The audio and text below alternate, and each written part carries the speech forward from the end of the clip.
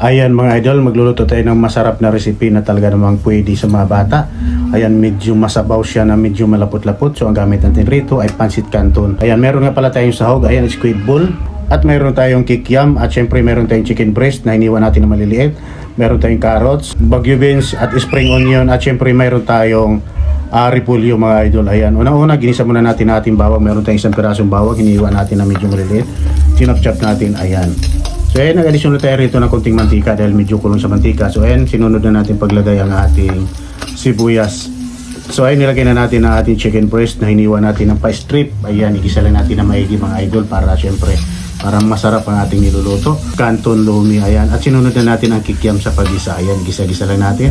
At syempre yung squid ball, ayan, isunod na rin natin. Gisa lang natin mga idol. Ayan. Para masarap ang ating lomi. Ayan, naglagay tayo ng paminta. At isang shrimp cubes mga idol. Shrimp cubes ko ang gamit rito. So kung wala tayong shrimp cubes, pwede naman tayong gumamit ng chicken cubes or pork cubes. Ayan. At syempre yung patis. Ayan, naglagay tayo ng patis pampalasa. At kunting bitchin mga idol. Ayan. So optional naman yan. Nasa inyo na yan kung maglagay kayo ng bitchin. At syempre yung soy sauce, maglagay tayo ng konti. Syempre para pampakulay lang naman yan. Ayan, at igisa-gisa pa natin. So ayan, pagkatapos natin igisa, naglagay na tayo ng tubig.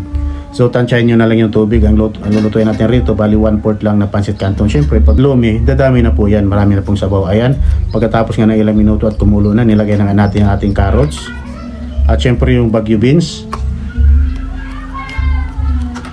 At yung repolyo, nilagay na natin. At siyempre yung konting spring onion.